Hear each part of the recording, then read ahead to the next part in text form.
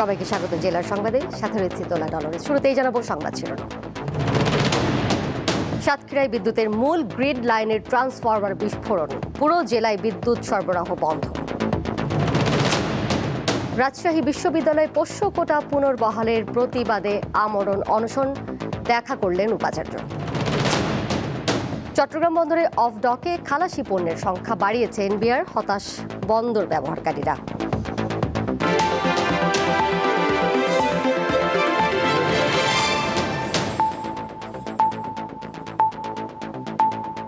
সাতক্ষীরায় বিদ্যুতের মূল গ্রিড লাইনে ট্রান্সফরমার বিস্ফোরণের ঘটনায় পুরো জেলায় বিদ্যুৎ সরবরাহ বন্ধ রয়েছে। ফায়ার সার্ভিস জানায় শনিবার সকাল 11:10 দিকে সদর উপজেলার বিনের পোতা এলাকায় গ্রিড লাইন স্টেশনে একটি ট্রান্সফরমার বিস্ফোরিত হয়। এ সময় ট্রান্সফরমারে আগুন ধরে যায়। পরে সাতক্ষীরা ফায়ার সার্ভিসের 2টি ইউনিট প্রায় 1 ঘন্টার চেষ্টায় আগুন নিয়ন্ত্রণে আনে। সাতক্ষীরা ফায়ার সার্ভিসের ওয়্যারহাউস পরিদর্শক নুরুল ইসলাম জানান, প্রাথমিকভাবে ধারণা করা হচ্ছে ট্রান্সফরমার ওভারহিট বা বৈদ্যুতিক শর্ট সার্কিট থেকে আগুনের সূত্রপাত হয়েছে। ওজুডিকো সাতক্ষীরা শাখার নির্বাহী প্রকৌশলী সোয়াইব হোসেন জানান, বিকাল নাগাদ বিদ্যুৎ সরবরাহ স্বাভাবিক হতে পারে। বিদ্যুৎ বিচ্ছিন্ন হয়ে পড়ায় শহর ও গ্রামীণ জনজীবনে চরম ভোগান্তি দেখা দিয়েছে।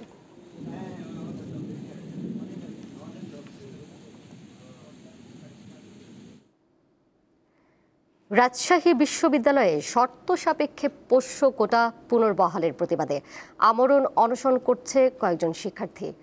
বিশ্ববিদ্যালয়ের প্রশাসনিক ভবনের সামনে জোহা চত্বরে অনশন করছেন তারা। শুক্রবার থেকে অনশন শুরু হওয়ার পর অসুস্থ হয়ে পড়েছেন 2 জন শিক্ষার্থী। শনিবার সকালে বৃষ্টির মধ্যেও তাদেরকে অনশন করতে দেখা যায়। সকালের দিকে অনশনরত শিক্ষার্থীদের সাথে দেখা করেন বিশ্ববিদ্যালয়ের উপাচার্য অধ্যাপক সালেহ হাসান নকিব। এ সময় উপাচার্য শিক্ষার্থীদের জানান, বিষয়টি আদালতে রয়েছে, আদালত যে সিদ্ধান্ত দেবে সেই অনুযায়ী ব্যবস্থা নেওয়া হবে।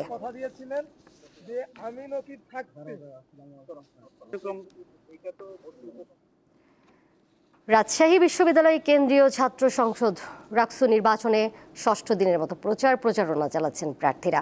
শনিবার সকাল 10টা থেকে প্রচারণায় নেমেছেন প্রার্থীরা। ভোটারের দ্বারে দ্বারে ছুটছেন তারা, দিচ্ছেন নানান প্রতিশ্রুতি। নির্বাচনে অংশ নেওয়া বিভিন্ন প্যানেল ইশতেহার ঘোষণা করেছে।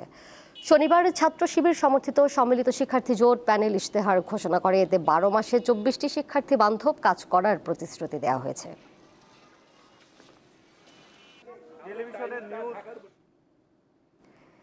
দেশের ভালো সবকিছুই বিএনপির হাত ধরে এসেছে, তাই নির্যাতন নিপীড়ন করেও দলটিকে বিলীন করা যায়নি। শনিবার কিশোরগঞ্জ জেলা বিএনপির ত্রিবার্ষিক সম্মেলনে বিএনপি মহাসচিব মির্জা ফখরুল ইসলাম আলমগীর এ কথা বলেন। বিএনপির বিরুদ্ধে ষড়যন্ত্র হচ্ছে জানিয়ে মির্জা ফখরুল বলেন, যাদের কাল জন্ম হয়েছে এবং যারা 71 সালে ভিন্ন অবস্থানে কিংবা ভিন্ন জায়গায় ছিল, তারাও বিএনপিকে নিয়ে নানা কথা বলছে। তারা ভুলে গেছে দীর্ঘ লড়াই সংগ্রামের মধ্য দিয়ে বিএনপি এই পর্যায়ে এসেছে। বিএনপি মহাসচিব আরও বলেন, ছাত্র জনতার আন্দোলনে সুযোগ এসেছে, তা কাজে লাগাতে প্রস্তুত বিএনপি।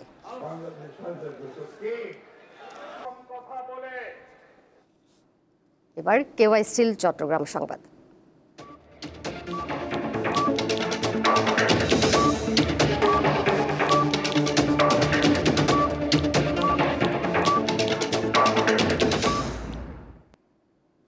চট্টগ্রাম বন্দরে বেসরকারি ইনল্যান্ড কন্টেইনার ডিপো বা অফ ডকে খালাসযোগ্য পণ্যের সংখ্যা বাড়িয়েছে জাতীয় রাজস্ব বোর্ড এনবিআর। এখন 65 ধরনের আমদানি পণ্য এসব অফ ডকের মাধ্যমে স্থানান্তর, আনস্টাফিং ও ডেলিভারির অনুমতি মিলছে।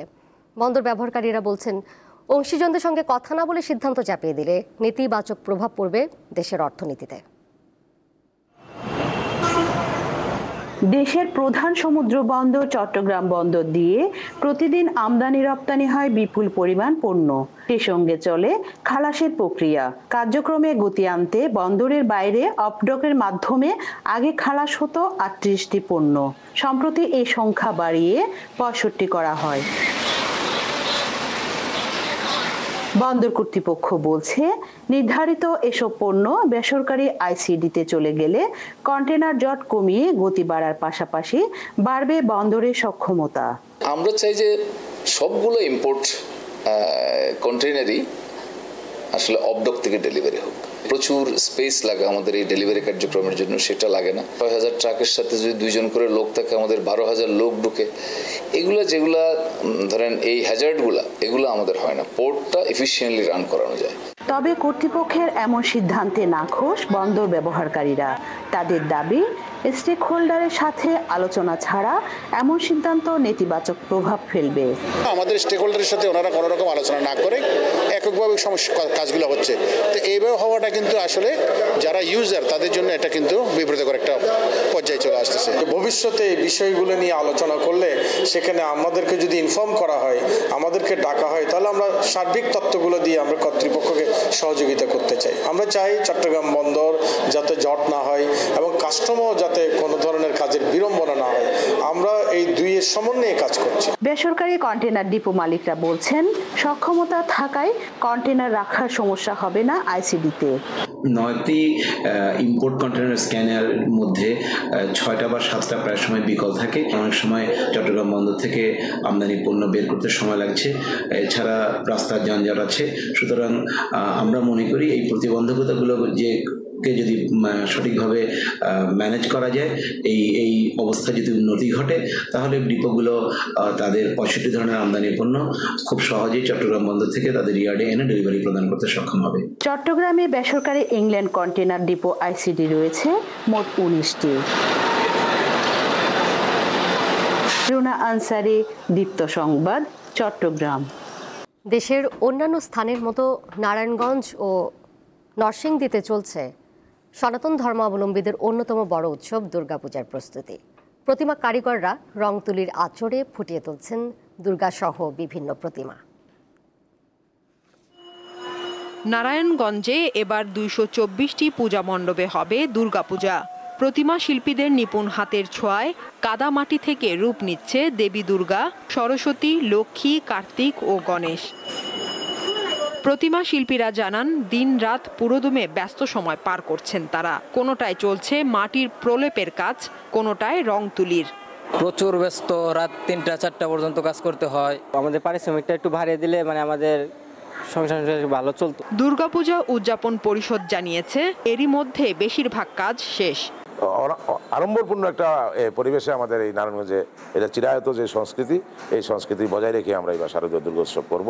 এবার দুর্গাপূজা উপলক্ষে নারায়ণগঞ্জে 4 স্তরে নিরাপত্তা ব্যবস্থা গ্রহণ করা হয়েছে।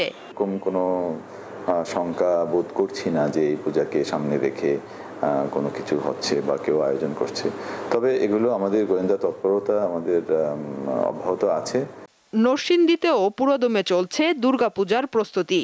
কোথাও চলছে মাটির কাজ, আবার কোথাও প্রতিমাকে নানা রঙে রাঙিয়ে তোলায় ব্যস্ত শিল্পীরা। রং দেওয়ার পর ডেলিভারি আছে, চোখ দেওয়া হবে। ওই যে অটারি মূর্তিগুলি যে নেওয়া হয়, তার জন্য ওইগুলো মাটির কাজ একটু দেরি হয় আর কি। একটা মূর্তির পিছনে 15,000 টাকা খরচা পড়ে।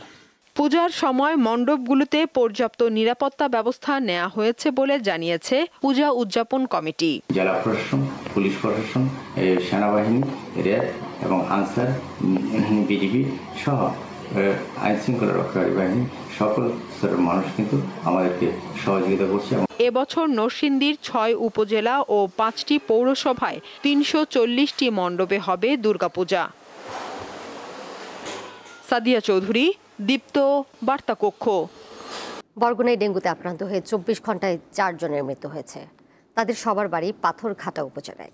এ নিয়ে ডেঙ্গুতে আক্রান্ত হয়ে বরগুনা জেলায় মৃতের সংখ্যা বেড়ে হলো 51। উপজেলা স্বাস্থ্য কমপ্লেক্স সূত্রে জানা গেছে, গত 1 সপ্তাহ ধরে পাথরঘাটায় মুষলধারে বৃষ্টি হয়েছে। বৃষ্টি থামার পর থেকেই ডেঙ্গুর প্রকোপ বৃদ্ধি পেয়েছে। পাথরঘাটা উপজেলা স্বাস্থ্য কমপ্লেক্সের আবাসিক মেডিকেল অফিসার রাখাল বিশ্বাস অপূর্ব জানান, পরিস্থিতি দিন দিন জটিল হচ্ছে, কিছুতেই তা নিয়ন্ত্রণে আসছে না।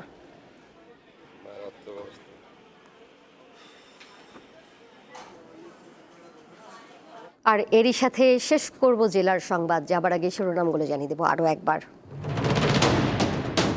সাতক্ষীরায় বিদ্যুতের মূল গ্রিড লাইনের ট্রান্সফরমার বিস্ফোরণ, পুরো জেলায় বিদ্যুৎ সরবরাহ বন্ধ। রাজশাহী বিশ্ববিদ্যালয় পোষ্য কোটা পুনর্বহালের প্রতিবাদে আমরণ অনশন, দেখা করলেন উপাচার্য। চট্টগ্রাম বন্দরে অফ ডকে খালাসি পণ্যের সংখ্যা বাড়িয়েছেন বিআর, হতাশ বন্দর ব্যবহারকারীরা।